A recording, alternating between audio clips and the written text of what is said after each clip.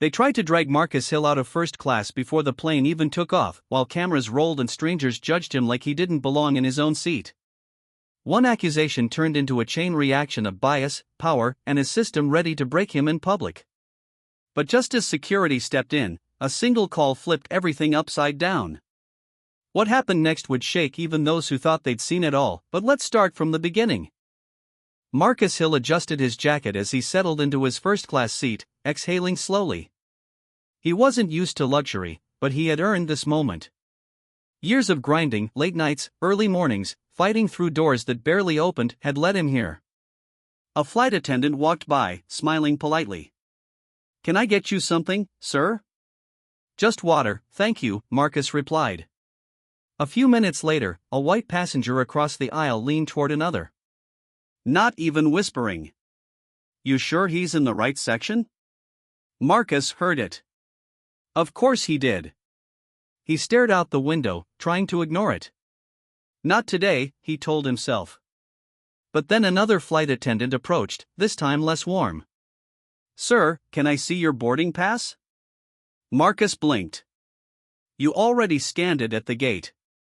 "I understand, but we just need to verify." He handed it over, jaw tightening. She studied it longer than necessary. From behind, someone muttered, "They always try something."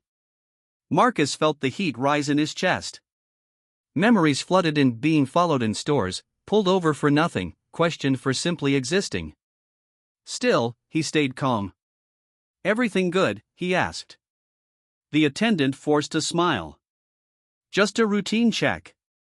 But it didn't feel routine. It felt like the beginning of something familiar and exhausting. The plane hadn't even taken off when the situation escalated. A man in a business suit stood up, pointing. "That's not his seat. I paid good money to sit here." Marcus turned slowly. "So did I." The man scoffed. "Yeah? Doesn't look like it." The tension snapped. Another crew member approached, voice firm. "Sir, we may need you to step out while we resolve this." Marcus froze. "You want me to leave?" "It's just protocol." "Protocol?" Marcus let out a short laugh. "Funny how protocol always finds me." Passengers started pulling out their phones. A woman across the aisle spoke up. "He showed his ticket already. Why are you singling him out?" The crew hesitated, but only briefly. "Sir, if you don't comply, we'll have to call airport security." There it was. Marcus felt that familiar knot in his stomach. The kind that said things could spiral fast. Too fast. His phone buzzed. A message from his sister, "You good? I saw your post." He hadn't realized someone was already streaming. Marcus glanced around. Cameras everywhere now. "Go ahead," he said quietly. "Call them." His voice was steady, but inside, doubt crept in. "How far will this go?" The aircraft door reopened. Two officers stepped in. The cabin went silent. Marcus kept his hands visible, heart pounding but controlled.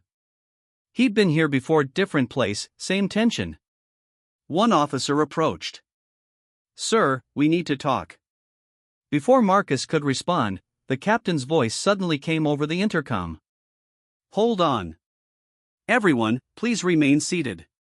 A pause. Then a flight attendant rushed down the aisle, whispering urgently to the crew. Everything shifted. The same attendant who questioned Marcus earlier now looked pale. "What's going on?" the business passenger demanded. No one answered him. The officer turned to Marcus again, but his tone had changed. "Mr. Hill, is that correct?" Marcus nodded slowly. The officer cleared his throat. "We've received confirmation regarding your identity. There's been a misunderstanding." A murmur spread across the cabin. The captain's voice returned. "We'd like to formally apologize to Mr. Hill for the inconvenience. He is not only a verified passenger but also a key speaker at tonight's National Justice Reform Summit." Phones kept recording. the narrative flipped in seconds. The same people who doubted him now looked away. Marcus sat still, absorbing it. Not relief. Not yet. Just a quiet, heavy realization. It shouldn't take status to be treated with dignity.